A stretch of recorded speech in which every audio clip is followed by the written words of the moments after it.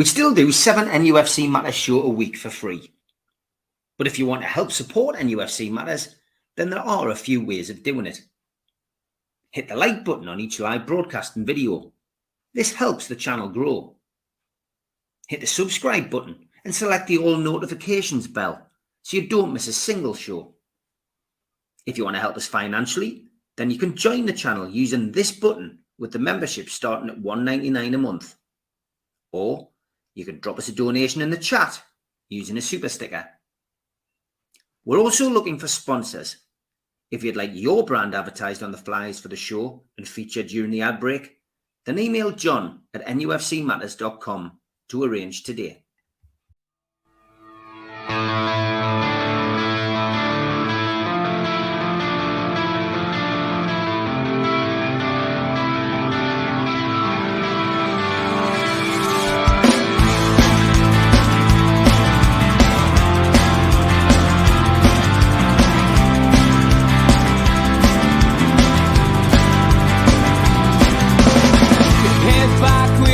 Attack. It feels like I've been talking to myself again, but it's the only way you're ever gonna learn. You look back and it's all in the past. I'm dwelling on the thoughts I cannot say to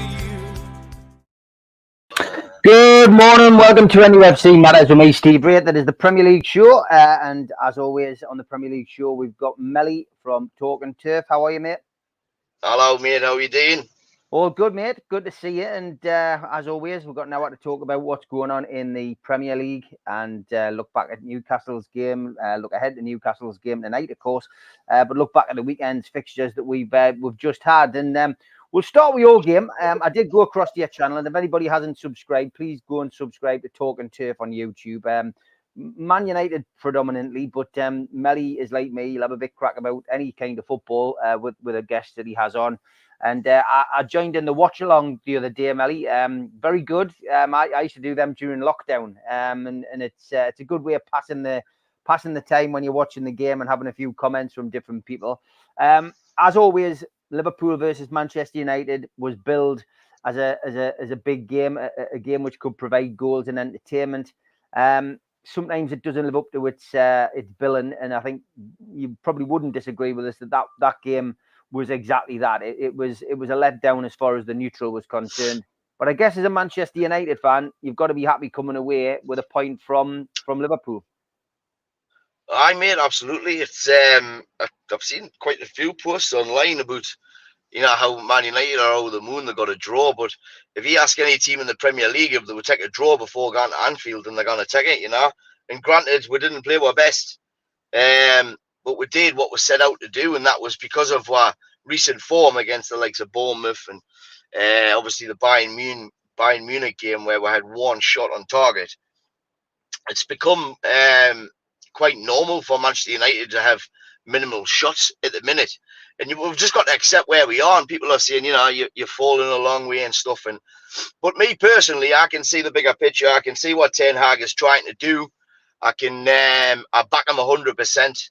I back him more than I back the players, mate, this time round. We'll kind of just keep sacking managers. So I think for him, he went to Anfield and he just shut shop. And he thought, like, if we can come away with a draw here, then happy days. Because let's not forget, less than 12 months ago, we were there and they put 7 past our probably strongest 11 that we had at the time, So we went there with a lot of players, and we managed to get a draw, mate. So I'll take that, and we can build on that. The reason we did the watch along, what you want about, Steve, is because it's only the second time this season we couldn't get tickets, And again, I was reading on Twitter that there was a load of tourists there, and somebody even with a Liverpool bag, from the mega store.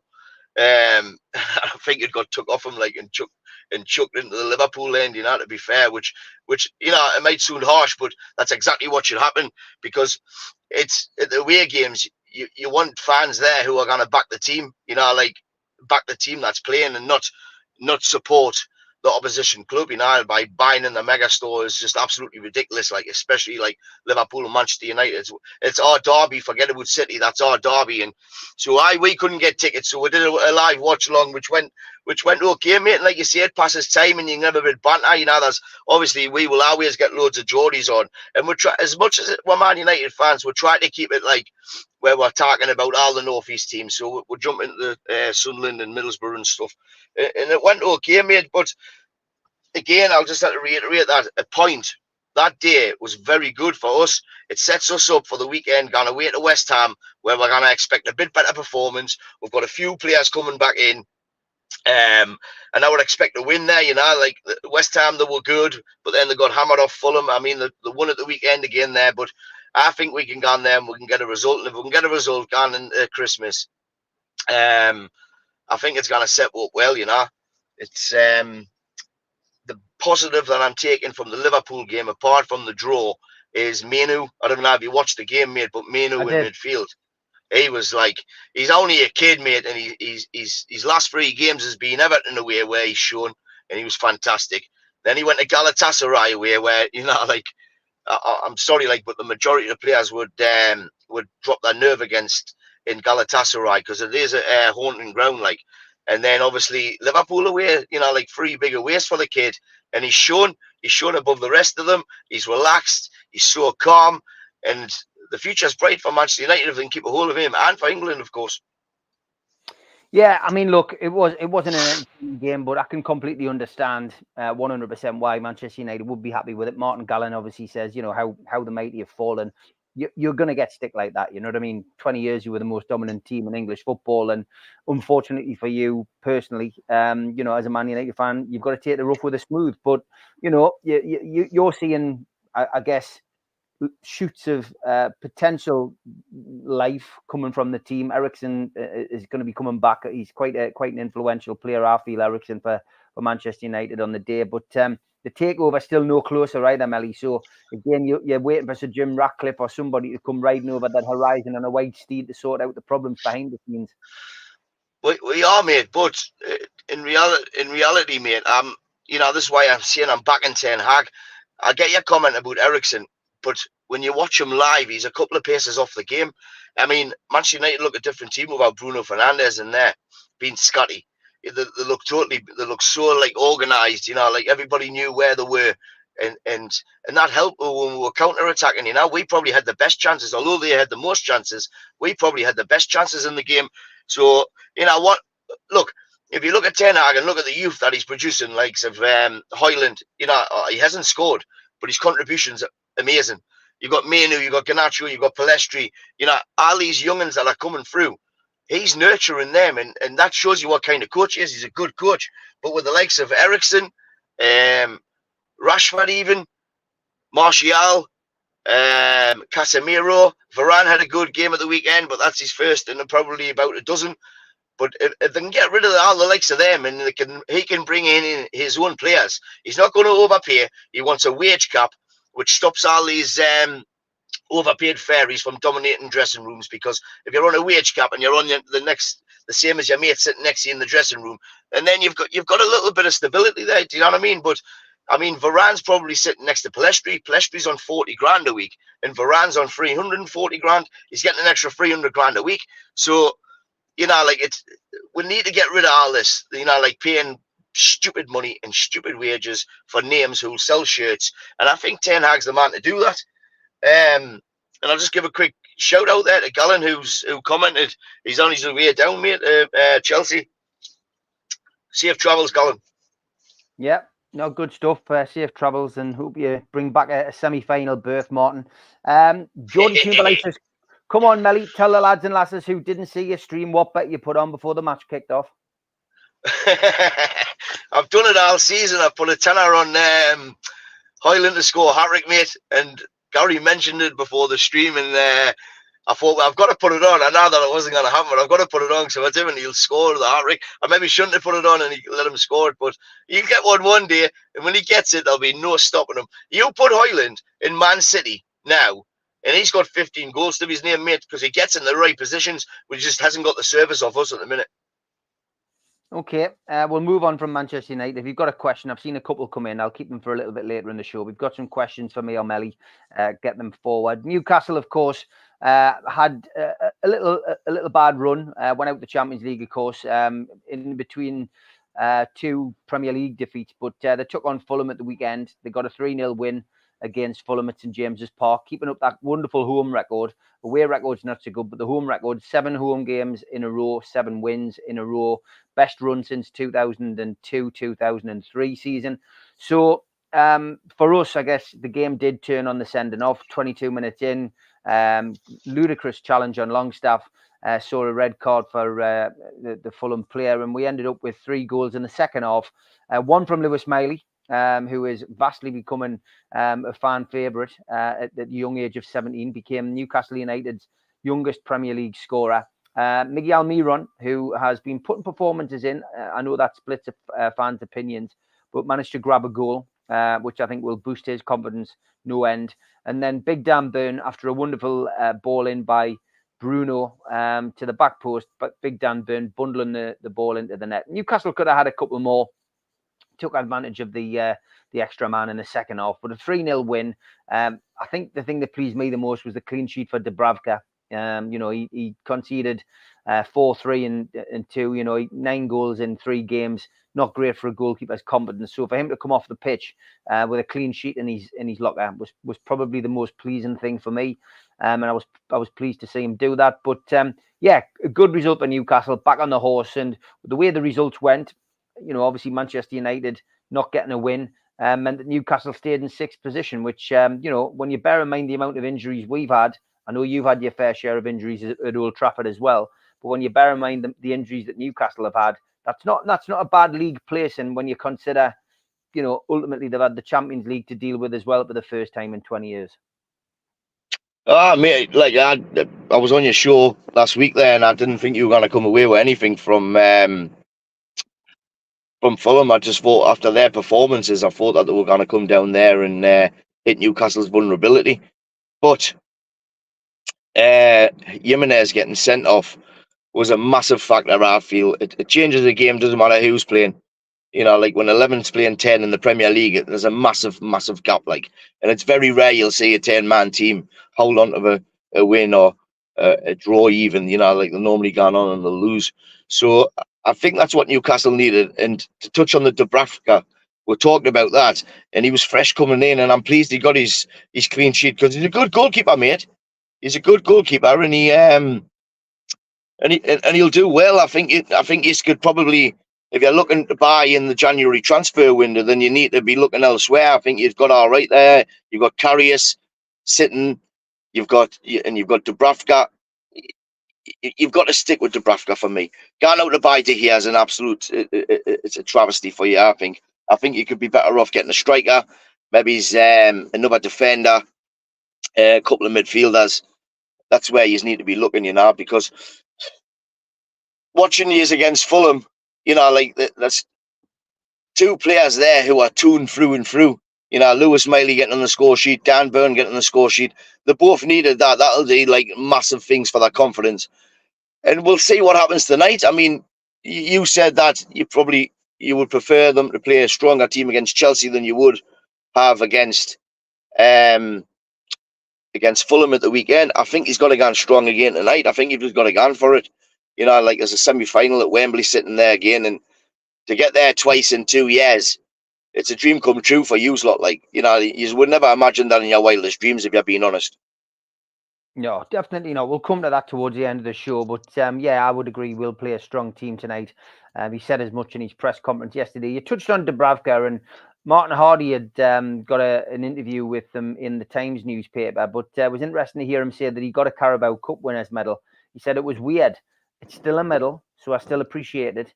It's special circumstances, but it was weird, obviously, because I wanted Newcastle to win. Now, I found that perfect timing from a Dubravka point of view. He's kept a clean sheet. Some of the Newcastle fans were a little bit animosity towards him when he came back from Manchester United, because when he went to Manchester United, he said he finally arrived at a big club, and that can be taken in one way and it can be taken in another. Yes, Manchester United are a big club, but Newcastle fans, he was a hero to them, and to hear him say that at at a team which we would consider over the years a bit of a rival, then it was a hard one to take. But I think Dubravka has gone through his own version of redemption. I think he's very much now back in the Newcastle fold, and I think that clean sheet will be a big thing for him. But yeah, I mean, you rated Dubravka, didn't you? Oh, absolutely, mate. He's a goalkeeper. You know, he's a proper goalkeeper. He's good with his feet. He can save.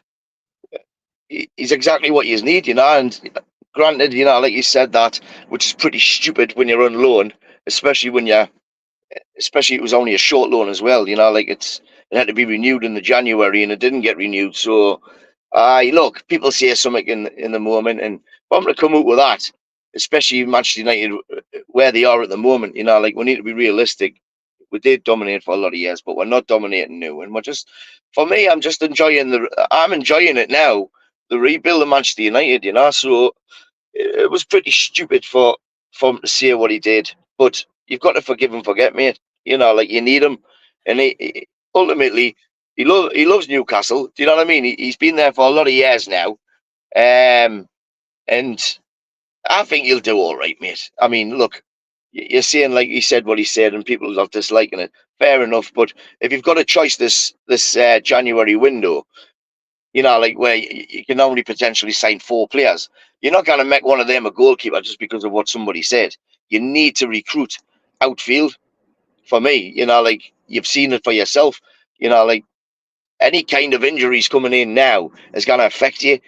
The goalkeeper's the last place that you need to be looking at when you've got a competent one. Personally, Yeah. like. Yeah, I mean, you know, the injuries we get one back and then we'll lose one. You know, Botman's back now, huge player for us. But then Fabian Schär, who's been holding the fort alongside Jamal Lascelles, has now got an injury, not too serious, we're led to believe, but probably will rule him out of tonight and possibly Saturday, you would imagine. But, you know, it's just one in, one out at the moment. It's difficult. The goalkeeping thing is always going to bring up the subject of Onana. Darren says, I bet Andre Onana was happy to collect his first clean sheet bonus. You can see the T-shirts on sale now. The man who stopped Liverpool from scoring out this Christmas. But yeah, I mean, Onana, you know, I watched him. You know, he reminds me so much of Pavel Srnicek back in the old days. He's not your stereotypical goalkeeper. You know what I mean? He's a bit unorthodox. You know, but you still rate him as well, don't you? Well, massively, mate. He's If you gone back to De Gea when he first came to Manchester United, he was poor, and Ferguson persisted with him, and in the end he came good, you know. And that's the same with Onana. He's come to the Premier League. It's a totally different league.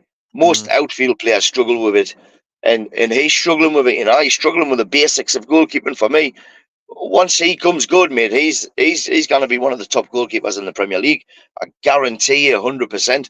And I mean, like He's a proper camera keeper, though, isn't he? You know, and that's getting him where he is today. You know, like Van Dijk's header straight down the middle of him. He's jumping up in the air and he's knocking it over the bar and he's making it look fantastic. But that's all part of the confidence, you know, because he went on and he made a few good saves after that because he gave himself that confidence and he done all right. I'm pleased he got his clean sheet, and you know, a couple of like just switching off moments. He just switches off. If you look at the Galatasaray game and Ziyech, the free kicks, he's switching off, you know, like you should be getting the walls in there. It's the silly little things, mate. Once he gets that, like his distribution, people say, oh, he keeps kicking it out and stuff. He's so confident on the ball. I mean, like, I don't know if you've seen it. He gets the ball, and I mean, it's dodgy, but he sends Nunes for a taxi. He just pulls it back, and then he plays the ball out, you know, and that's confidence. And that's like, once he is 100% confident in that Premier League, he will be a very, very, very good goalkeeper. 100%. Andy H says, I can't take a man red telling us what we need. May as well ask a Sunderland supporter. He's not very happy. Do you disagree, though, Andy? Do you disagree with us? Or is it right? Would you go for a goalkeeper, or would you go for outfield players? I'm looking from an outsider's point of view. You know, like I'm not attached to Newcastle like you are. When somebody tells me from a different supporting club, you know, like, and if I think that's talking sense, then I'll agree with them. You know, like whether they support us or not. you agree with him because you think, oh, actually, that makes sense. I personally, looking from an outsider's point of view, would say that you need outfield players more than you need any kind of goalkeeper. I think when we need to progress, Newcastle will get a goalkeeper. I think, you know, it's not the priority. I think you're right. Nick Pope comes back as long as he's fully fit. He will be back in that #1 jersey. But you know, to progress, we need to improve across the line. Do you know what I mean? And a goalkeeper will be a position that Newcastle will look at some point. Dubravka looked and sounded like the Dubravka of old after Fulham, which is a good sign in my opinion, says Roger. And Andy says, I'm not a Dubravka fan. So there you go. He's not a fan of Martin Dubravka. Newcastle fans have been a fan of Dan Ashworth of late. And a story which is started at the Manchester Evening News and has now jumped into the main press is that Manchester United, you know, with a potential takeover in the offing, would be interested in bringing Dan Ashworth to Manchester United, you know, as sporting director. Do you think there's any mileage in that? Because, you know, he hasn't been at Newcastle a year. You know, he started a new project. He seems to be very happy here. You know, do you seriously think that Dan Ashworth would just up and leave and go to Manchester United without completing his mission at Newcastle first? No, I didn't think so, mate. I didn't think so. Well, I'd like to see him because he was obviously at Brighton before you, wasn't he? Yeah. And if you look at how Brighton have done, they've done really well. And then he's come to Newcastle, they've done really well. So I would like to see him because a lot of people look at the likes of Ten Hag, Eddie Howe, De Zerbi, and Potter before him and think it's them, you know, but they're the faces. But there's a lot going on behind the scenes as well to keep a club united. And that's where I think Dan Ashworth has excelled in all of his clubs. And anybody in the world would probably take him on the CV that he's created himself like. So I'd like to see it happen, but I don't think he's getting to where he has by being by being someone that'll leave somebody in the lurch. Yeah, I don't think so either. You know, he started a job and he'll finish it, and I think that's the situation that we'll find with Dan Ashworth. But yeah, we will watch that story with interest. The takeover has to go through first at Manchester United, I guess, before we do that. Lots of people talking about January. It's not too far away. Darren says this January we need 3 players in: a midfielder, a centre back, and maybe a goalkeeper. Lots of people feeling a goalkeeper. Roger says a forward, definitely a forward. Andy H says, I'd say we need to prioritise other positions in January. For me personally, I'd love to see another forward come in, but January is not a great time to bring a forward in. You know, and I know that's, you know, that people say, well, you know, why is one transfer window different than another? Well, it's because you're halfway through a season. Clubs are more reluctant to let a forward leave halfway through a season, of course, unless they're getting a game. But I would say that, yeah, I would agree that in the next 2 transfer windows, a forward is a necessity to either complement the forwards we've already got or maybe to replace one. I would certainly like to see Newcastle bring in a number 6. I'd like to see them bring in a very good defensive midfield player. We haven't had one of those for a long time. There are players who can play that position. Of course there are. You know, I guess people would look at Sean Longstaff and say he breaks up play. He's more defensive than he is attack minded. But I still think, you know, in an ideal world, you want to double up. You want to double up on players, and I still think as well that we need to start looking at replacing that back line because our defensive positions are all of a certain age. They're all 30 plus. Kieran Trippier, of course, we've got Livramento there, but our centre halves are no spring chickens, so we need to potentially replace them as well. But ultimately, that's, you know, that would be my view. You, Melly, looking at Newcastle's team as an outsider, would you say I'm right in those positions, or would you say that there's something else that we're lacking? No, I think you're probably right in what you're saying. I'll tell you what it is. If you add, you know, say for instance, he's not going to come, but if you put Harry Kane in that team tomorrow, you become title contenders, don't you? You put a striker on Newcastle because the service is there. The service is there, so you add goals to that, where like, you know, a 20, 25 goal a season striker, first and foremost, that's what you need to do. Go out and get somebody like that. Could you get Ivan Toney? He's coming back from the ban. Do you know what I mean? Like, he's a Premier League proven goal scorer, and he's already been, hasn't he? Yeah, Rafa let him go. Would you take him back? Personally, no. I don't think he's a fit for the dressing room. He might be a fit as a player, but I don't think he'd be the fit for the dressing room. But there was rumours, a while back that Eddie Howe quite liked him. So, if Eddie Howe can persuade him to come and he buys into the dream, then maybe he will. But Arsenal seem to be the favourites for him, Melly. Arsenal seem to be there seems to be lots of noise around a move to Arsenal. I think he favours staying in London, to be perfectly honest. London. Yeah. That's the problem. But obviously, the thing that you've got going for you now is that, you're the richest club in the world. You're gone places, and people will be looking at you thinking that you're the next Man City in a few years to come, and they'll want to be part of that. And if you're a player, you'll want to be part of that. So in 10, 15 years' time, when you're retired, you can say, well, I helped them get there, and you can be part of Newcastle's history. So you've got a little bit more appeal now about you than what you did 5 years ago. Well, a lot more appeal, should I say. So I don't know, mate. Yeah, probably, he's a London boy, and so that's ultimately where he can. But for me, you need a striker first and foremost. You can't keep having Callum Wilson scoring 4 or 5 goals in 3 games, but then out for the next 5. It's not helping you. Do you know what I mean? At all. So you need to get rid of that kind of dead wood, so to speak. Does Callum Wilson get into any other Premier League club with his injury record and goals?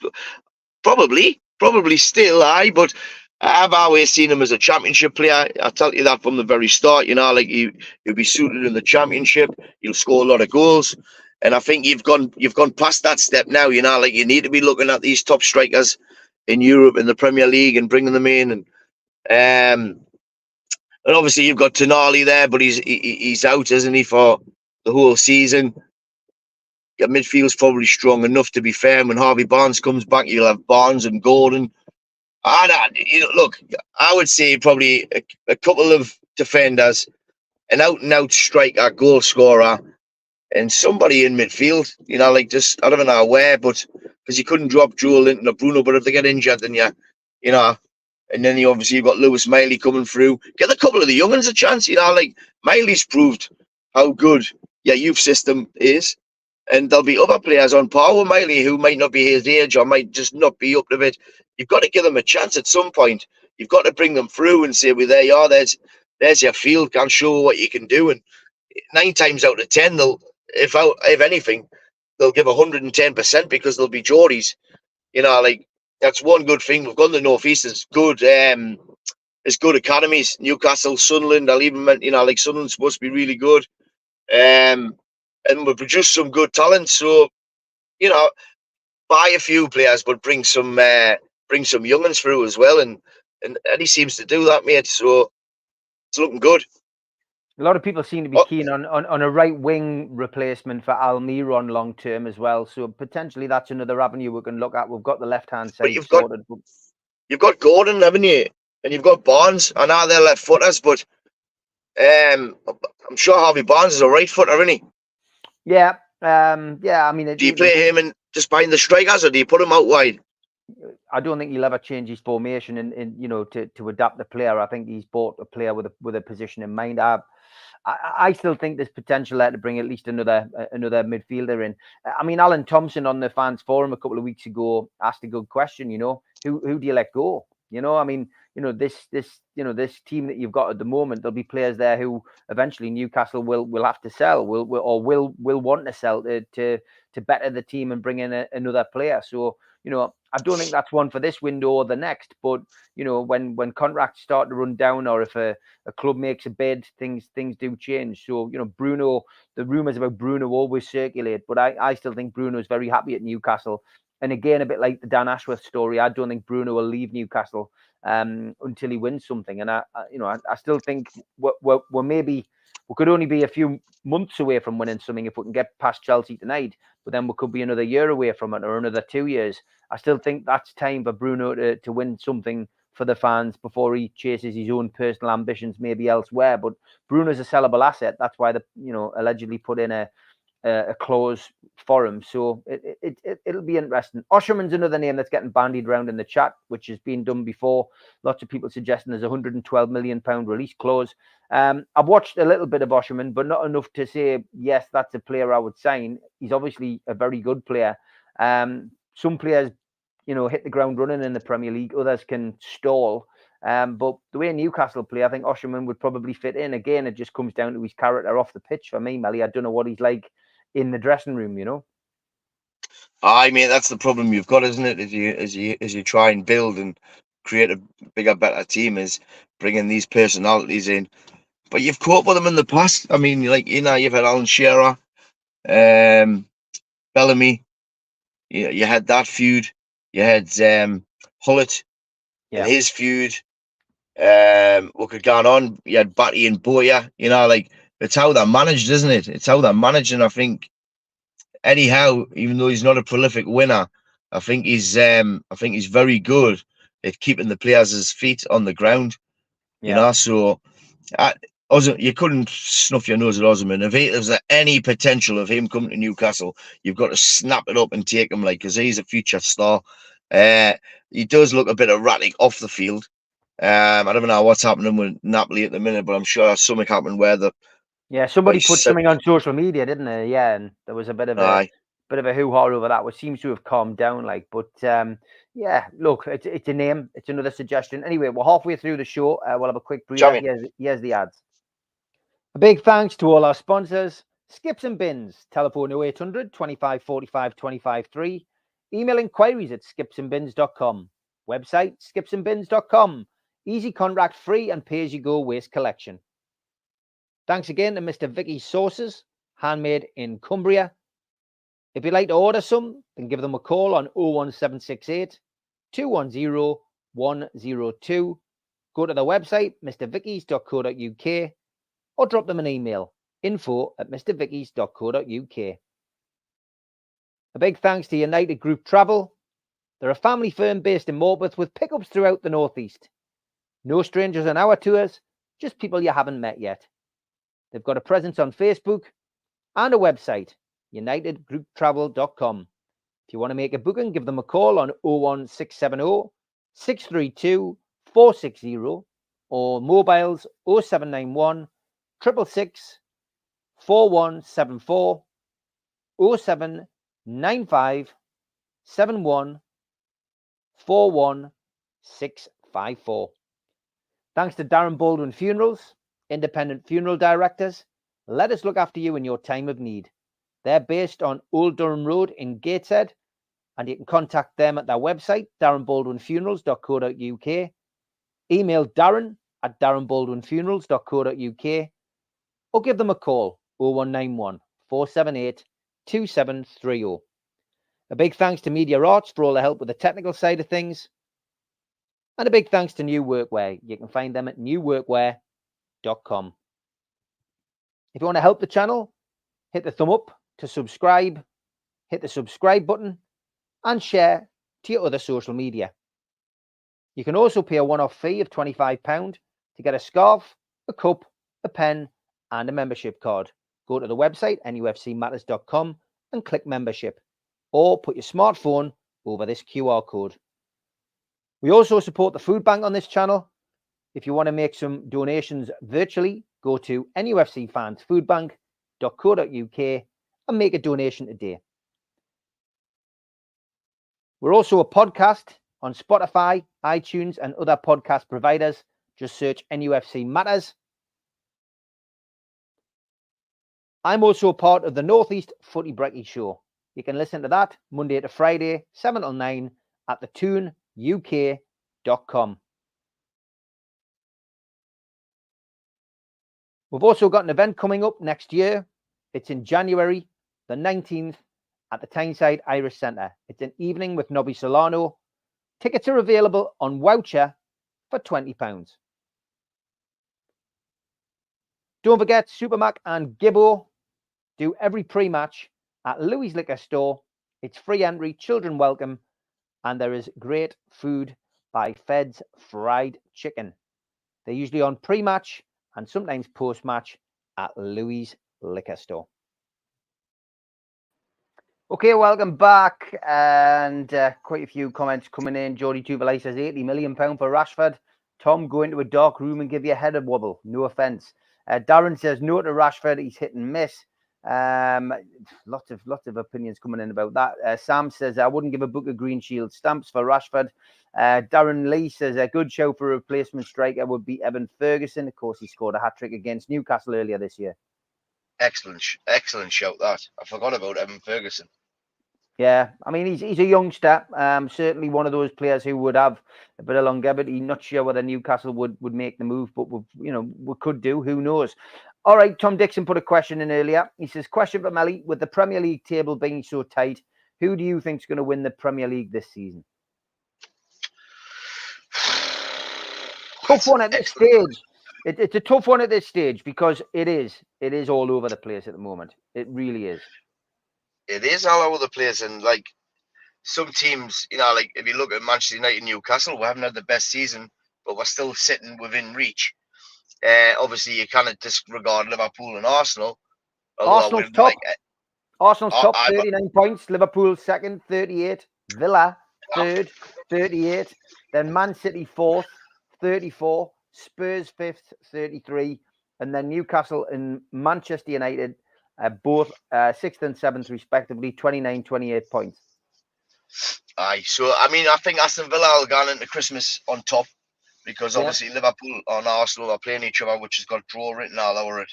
They'll just cancel each other out, them two. And I think Villa will beat, I think they're playing Sheffield United at home. So that should be a nailed-on win for them, which will see them top at Christmas. I don't think they've ever been top at Christmas in the whole Premier League era. So it's a big boost that for Arsenal and Unai Emery, who's done absolute wonders at that club, because when Steven Gerrard had them, they were relegation material. They were really poor. I mean, they were very, very poor. Like, it got to the point, obviously, where he got sacked. But prior to that, like, it was embarrassing watching them, none of them. And that's player power, mate, there, because the same players as there, he hasn't brought any real new players in. And that just goes to show you what the likes of Dan Ashworth and Eddie Howe can do, like similar things happen there. He must have somebody in the background that's really good at uniting players. And, you get them to believe in each other and start playing football, and look what can happen. Like they're sitting third there, and you cannot rule them out. It could be Leicester all over again. It really could. I mean, obviously Leicester were a lot different. They went, they were winning every single game, and Villa have lost a few to name.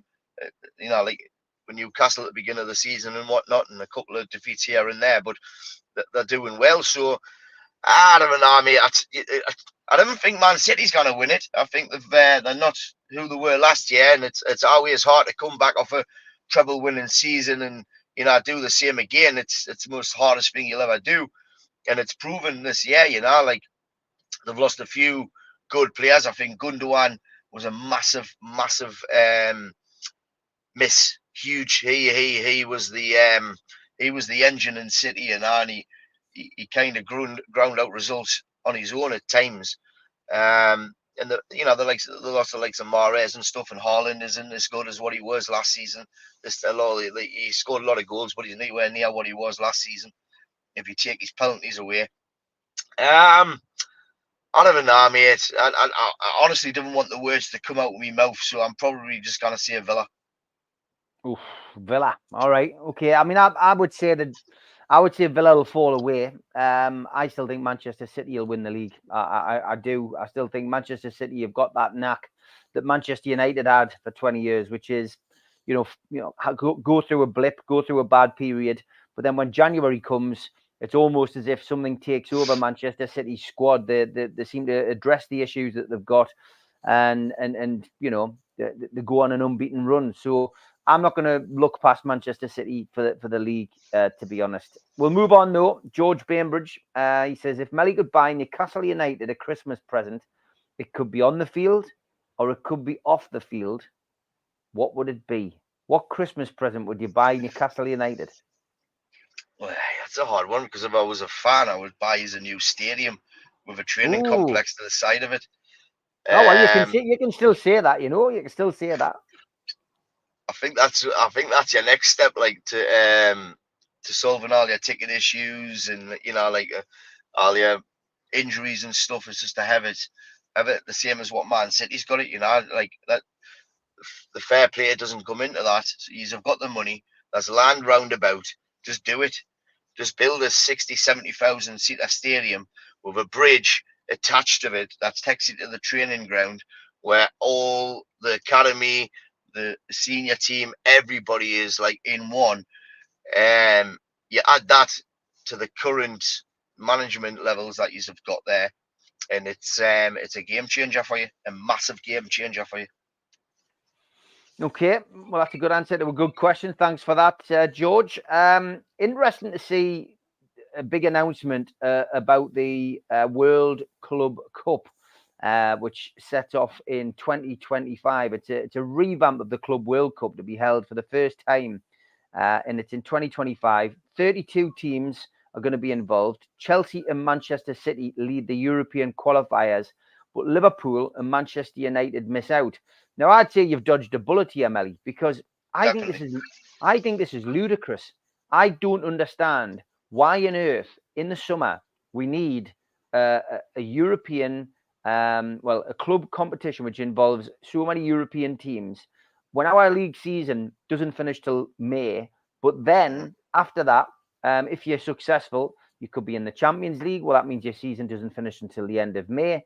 And this competition will run next in 2 years' time in 2025 between the 15th of June and the 13th of July. Now, next year we've got the Euros. 2024 we've got the Euros. No rest for the players then. So then those teams who are selected for that competition will have no rest. Those players will have no rest. The following year, if I'm right, it's the World Cup. So, I mean, this is ludicrous. And this is just about money, Melly, isn't it? Really? It's just got to be about money. Of course it is, mate. It's all money. The money's taken over the game, man. It's took over the game, and there's no stopping it now. It's like being in a black with a catapult in it, and it's being let off, and that's it. It's all about money. Every decision's about money now. It's not about fans. It's not about anybody. I mean, just look at instance. You know, I know the Carabao Cup's always been through the week, but you know, Chelsea away on a Tuesday night for Newcastle. It's like, for the Newcastle fans, you know, like trying to get home after that, mate, is an absolute nightmare. But that happens in the Premier League as well. We've definitely dodged a bullet there, like, and it'll just be like it was last season, you know, with internationals, where we had that little tournament, and everybody was saying Southgate out. It was prominent, like, but it meant nothing. It meant absolutely nothing. Nobody was bothered about it. And this will be similar, you know, like nobody's going to be bothered about it. It's literally just for somebody to make money somewhere. And that wouldn't surprise us if teams just took a second field squad. You know, like, why would you like let your players have a 38 match grueling season to then go wherever they're going to go and play more football? It's going to be in heat. You just wouldn't, you know, like your Premier League's going to be less than, by the time that finishes, 5 weeks away. It's stupid. It's absolutely stupid. You know, like I say to you any amount of times, you know, these players are getting paid stupid amounts of money. They should play 7 days a week if they're asked to. But you've got to have that break, no matter what kind of sports. I mean, look at a boxer. You know, like, you'll have a fight. You'll not have another fight for 3 or 4 months, so you can recuperate and get his strength back and heal. So, you know, like, there's got to be a happy medium somewhere, and they've got to say, right, enough's enough. But they're not bothered about that, man. You know, like, they're bothered about revenue and getting more people to subscribe to their channels. Yeah, I mean, that's all it is.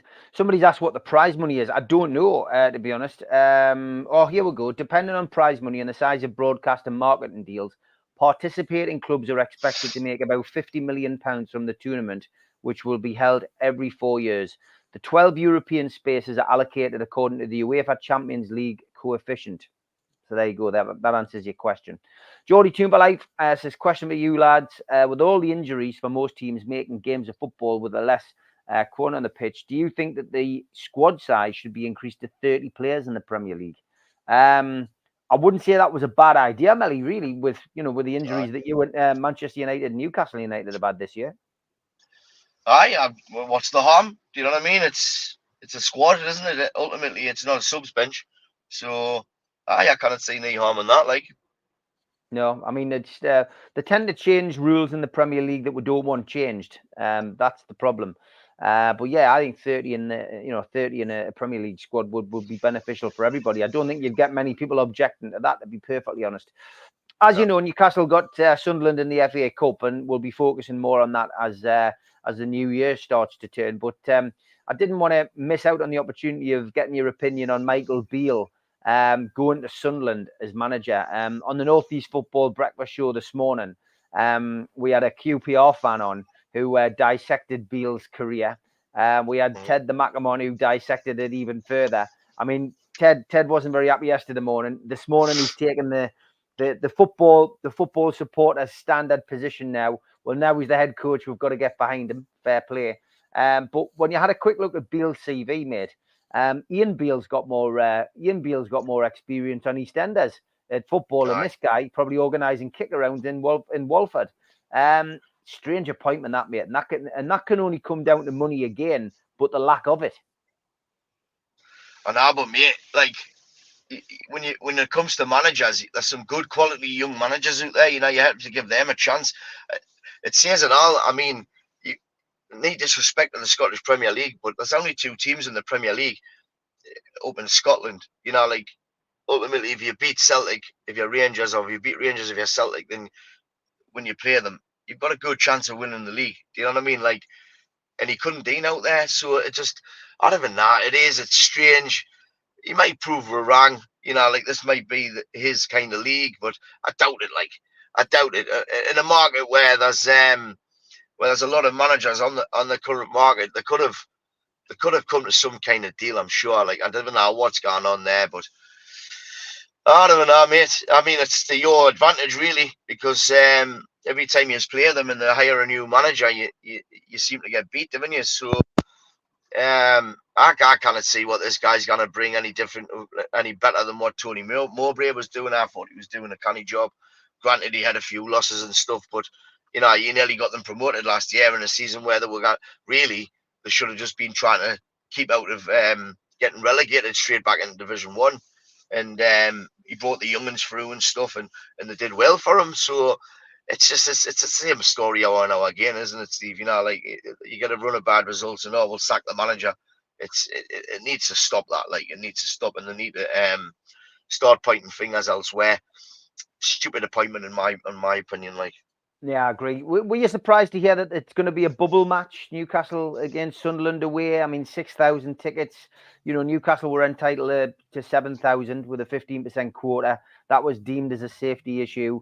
Newcastle supporters, club and trust went backwards and forwards, put their case forward very well by the sounds of it. But the terms of agreement basically were that Newcastle, instead of being offered 2,500 tickets, which is what they were going to be offered, were given 6,000 on the premise that it had to be a bubble game, which means that 70 plus double-decker buses will transport Newcastle fans from St James's Park to the Stadium Light and back. Are you in favour of bubble games like that? I think because you haven't played each other in so long, tensions are going to be massive for this game. So I think it's probably the better call on this occasion, mate. It gets used there safely and used there home safely to your families. You know, like if it's a free for all, anything can happen. You know, depending on what the result gains. And because as you know, like we've all got fans within the fan base who, like, you know, who take it a bit too far for a football game. In my opinion, anyway, mate. Ultimately, it's still just a game, isn't it? You know, like, and you've got to enjoy the moment. And I think by them doing this, I think you will enjoy it. You know, there'll be good banter on the way in. The police will have it all, you know, sorted for you to get in there. You can have a good bit crack on inside the stadium and a drink and get yourselves away home to your families. You know, whatever the result. So I think probably because you haven't played each other in a lot of years, there's going to be a lot of tension on that day. Like, so I think it's probably the right call on this occasion, mate. Okay, Martin, he says, question for Melly, do you still think Manchester United will finish above Newcastle United? # mind the gap. Well, of course we will. Oh, man, we're having my worst ever season. You're only a point in front of it. Wait until we hit a bit of form. We could be waiting a long time for that, Melly. Newcastle Coming. United. Trust us. Newcastle United have got a big game tonight, and it's we've also got a big game this afternoon. So I just want to say best of luck to the under-18s who take on Leyton Orient in the FA Youth Cup at Whitley Park this afternoon. It's a 12 o'clock kickoff, and Graham Carrick says it's a big test for the lads. It provides a different challenge. We're really looking forward to it. It's a good luck to the youngsters today. Let's hope they get the result they want. But in the Carabao Cup tonight, it is quarterfinals night. 3 of the 4 games will be played. They have to be finished tonight, of course. There's no extra time penalties. It is for the teams that compete in the Carabao Cup quarterfinals tonight. And Newcastle are away to Chelsea. And we played Chelsea recently. We played them, of course, a few weeks ago. We ran out 4-1 winners. This game is at the Stamford Bridge. Pochettino seems to be keen on revenge. It's an 8 o'clock kickoff. It's live on Sky Sports. We had 4,300 tickets for the away end, and they have sold out. And this is the 11th time that Newcastle have made it to the last 8 of the League Cup, but we've triumphed just twice in the last 8, both on home territory. As for injuries, well, Eddie Howe was speaking at his press conference yesterday. He wouldn't give an answer on Isaac or Botman. He said there would be late decisions made on both. The length of Joe Linton and Fabian Schär's absences would be confirmed by scans, he said. But there was optimism that both of these injuries weren't as serious as first thought. But the injury list is still quite hefty. Elliot Anderson, Harvey Barnes, Javier Manquillo, Jacob Murphy, Nick Pope, Matt Targett and Joe Willocker all still out. Sandro Tonali is suspended until August. And Lewis Hall is eligible to play tonight against his parent club. Chelsea have, by the sounds of it, given consent for Newcastle's loanee to feature tonight, which is good news. It adds another player to that squad going into the game. Newcastle, of course, reached this point of the competition after a 1-0 home win over Manchester City, and block here he has, Melly, the third round 3-0 success at Old Trafford in the 4th round. As for Pochettino, he's missing a few players himself tonight. Fofana, Cucurella, Reece James, Chilwell, Sanchez, Lavia, to name but a few, are all missing tonight. They got to this stage by having a second round win over AFC Wimbledon, which was 2-1. That was followed by home wins over Brighton 1-0 and Blackburn Rovers 2-0. The referee tonight is Jared Gillette. It's his first game this season involving Newcastle. Gillette's most recent Toon game was the 1-1 Premier League draw at Stamford Bridge in May. And he also looked after the 3-3 home draw with Man City and the away wins at Spurs 2-1 and Leicester 3-0 last season. There is no VAR involved in tonight's fixture, which is just like the good old days. As for the other North East team featuring tonight, of course, Port Vale take on Middlesbrough. What price both teams winning and playing each other in the semi? That would be almost like it's written in the stars with getting Sunderland in the FA Cup. But this is a big game, mate. Eddie Howe in his press conference was asked by Lee Ryder, from your perspective, is this your best chance of winning silverware? Eddie said it is because of we're at a later stage of this particular competition. Louise Taylor asked him, would he not rather be out of this cup because of the month of January that is vastly approaching us? Sunderland in the FA Cup. We've got to play Manchester City, Liverpool and Aston Villa in the league. Eddie Howe just smiled and just said, bring it on. I can't wait for January. But yeah, he wants to stay in the Carabao Cup. Their experience last year was wonderful, but it was disappointing at Wembley, as we all know. Why? And because we lost against Manchester United. But he said, for us, we want to continue in this cup competition. So this is a big game for Newcastle. I personally think this is the biggest game of the season. Huge, absolutely huge, mate. I mean, they're trying to get Michael Oliver to ref it, but they said Gillette is the best the Toon can get. Oh God Almighty! You waited to do that. But it's a huge game. It would be nice to see us in the semi-final against Borough. As a North East lad, I might support Manchester United, but you still want the North East to do all right. You know what I mean? So it's a tough one. it's definitely a tough one. But judging by what you've said there, I would have I would just have Almiron and Trippier. Is he playing starting Trippier? Aye, he's not injured Well, out. No, Trippier's had a couple of knocks, but he's okay. He was suspended at the weekend with 5 yellow cards. But Eddie Howe, in his press conference yesterday, said, there's no issues with him. We'll have a chat with him, but he's available tomorrow. Yeah, so he is available tomorrow. You're saying Cucurella's out, Chilwell's out. I think the left-hand side's going to be vulnerable tonight, and so I think you need to be targeting the right-hand side. But even Reece James being out, mate, he's a really good player as well. He's solid. So it's got to be wing play, hasn't it, for Newcastle instead of going through the middle? Because if anything, Chelsea are strong in the middle. They've got a lot of talent in the middle of the park, and if they're performing, then you've got to go down the wings for me tonight. I think that's where your success is going to come. I think if you do similar to what you did at Milan, and you just counter Milan at home, away, and you counter and you keep it like tight for stay in the game in the first half, because as you've seen against Spurs, when you're in London, like if they get 1 or 2, then that's it. The floodgates open. So keep it tight. Counter attack them, hit them on the wings, hit their fullbacks. You've got Gordon and Almiron there who want to take players on. The old school wingers. They're not cutting back and passing back. Majority of the time, they're looking to get in the box and potentially get fouled or set somebody up. That's what your wingers like to do. And tonight they're going to get that chance, because I don't know who Chelsea are going to play in their fullback positions. So that'll be interesting. Oh, we've lost you, Melly. We've lost your sound, Melly. We've lost your sound. Not sure why, but we've lost your sound. I don't know if you had a phone call there. There. Got you back, yeah. Aye, my back. Yeah, we've got you back. So give us a prediction for tonight. It's not what you want to hear, Steve.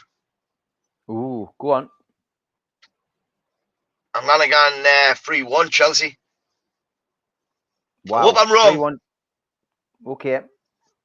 3-1 Chelsea, Melly's going for. I'm going to go for a 2-1 win to Newcastle tonight. I think we've got a good chance of progressing, and I just hope that if we do get through to the semis, we can get the winner of Port Vale against Middlesbrough. We deserve that. We deserve at least an early draw.